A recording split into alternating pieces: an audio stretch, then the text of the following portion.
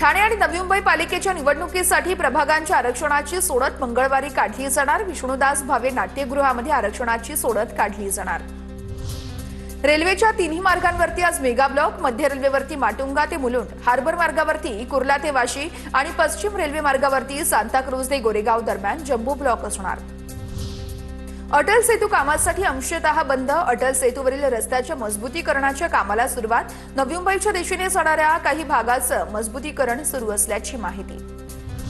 मुंबईत सुमारे 90,000 कुत्रे, निवारे मात्र 8च असल्याचं समोर। लसीकरणानं तर कुत्र्यांना प्राणी निवारागृहामध्ये सोडा, सुप्रीम कोर्टाच्या निर्देशाच्या अंमलबजावणीचं बीएमसी समोर मोठं आव्हान। शिवाजी पार्क मैदानातील धुळीसंदर्भात आज सकाळी सर्व संबंधितांची बैठक। आयआयटीचे तज्ज्ञ, महाराष्ट्र प्रदूषण नियंत्रण मंडळाचे प्रतिनिधी, रहिवासी संघटनेचे प्रतिनिधी बैठकीला उपस्थित राहणार। तर माती उडू नये म्हणून मैदानात लावण्यात आलेल्या गवताचीही तज्ज्ञ मंडळी पाहणी करणार। पश्चिम रेल्वेवरती फुकट प्रवासी वाढले। 7 महिन्यामध्ये 121.67 कोटी रुपयांचा दंड वसूल। गर्दीचा फायदा घेत बहुतांश प्रवासी विनातिकीट प्रवास करत असल्याचं निदर्शनास। मुंबईमध्ये तापमानाचा पारा घसरला। पहाटे आणि रात्रीच्या वेळेस गारठा जाणवायला लागला। गेल्या काही आठवड्यांपासून अवकाळी पावसानं, अवकाळी हवामानातील बदलांमुळे नागरिक हैराण झाल्याची माहिती। पालिकेकडून 6 महिन्यांमध्ये तब्बल 584 टन कचरा संकलित। सॅनिटरी वेस्ट आणि विशेष काळजीयोग्य कचऱ्याचे मागील 6 महिन्यांपासून संकलन होतं। डोंबिवलीमध्ये फ्रेंडशिप रन 2025चं आयोजन। अभिनेता कश्मीरी महाजनी आणि बॉक्सर साक्षी चौधरींचीही उपस्थिती। रवींद्र चव्हाणांच्या उपस्थितीमध्ये उद्घाटन झालेल्या स्पर्धेत हजारो डोंबिवलीकरांचा उत्स्फूर्त असा सहभाग। राज्यातील तापमानात मोठी घट, पावसाची शक्यता धुसूर। हवामान खात्याचा अंदाज, राज्यात गारठा आणखी वाढण्याचाही अंदाज।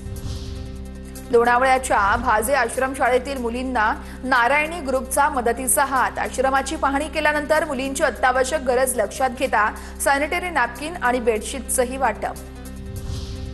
मिळकत कर भरताना पुणेकरांना मिळणार मोठी सूट। दंडावर 75% सूट देणारी महापालिकेची अभय योजना। जुन्या हद्दीसह समाविष्ट गावातील सर्व प्रकारच्या मिळकतींसाठी 75%ची सूट मिळणार। रब्बी हंगामातील पीक विमा योजना नोंदणीसाठी राष्ट्रीय पीक विमा पोर्टल सुरू। ज्वारी पिकासाठी 30 नोव्हेंबरपर्यंत शेतकऱ्यांना पीक विमा भरता येणार। पीक विमा योजनेमध्ये शेतकऱ्यांनी मुदतीत सहभागी होण्याचंही आवाहन। पुण्यातील दिव्यांग बांधवांसाठी अजित पवारांनी विशेष सायकल मिळवून दिली। राष्ट्रवादी पवार मिलन परिवारातील मिलन कार्यक्रमामध्ये महावीर मुथा या बांधवाला सायकलचं वाटप। पुणे आंतरराष्ट्रीय विमानतळावरून 2 डिसेंबरपासून पुणे ते अबुधाबी विमानसेवा सुरू होणार। एअर इंडिया एक्सप्रेस विमान कंपनीकडून घोषणा। पुणे विमानतळावरून दर मंगळवार, गुरुवार आणि शनिवारी विमान उड्डाण केलं जाणार।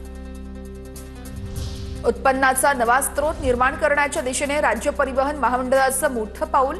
राज्यभरातील स्वतःच्या 250 पेक्षा जास्त जागांवर व्यावसायिक तत्वावर पेट्रोल, डिझेल आणि सीएनजी तसेच इलेक्ट्रिक चार्जिंग पॉइंटसह रिटेल फ्यूल पंपही सुरू करणार। पुण्याच्या भोरमधील एसटी आगाराला नवीन बस मिळूनही नागरिकांचे हाल सुरू। नवीन बस लांब पल्ल्याला धावत असल्यानं ग्रामीण भागात जुन्याच बस धावतायत। जुन्या बस बंद पडत असल्यानं नागरिकांचे मोठे हाल। पुणे सातारा महामार्गाच्या 6 पदरी रुंदीकरणात अडथळा ठरणारी भोरच्या केकवी पोलीस चौकीची इमारत पाडण्यात आली। नागरिकांची गैरसोय होऊ नये म्हणून सध्या चौकीचं कामकाज हे तात्पुरत्या स्वरूपात कंटेनरमध्ये सुरू असल्याची माहिती।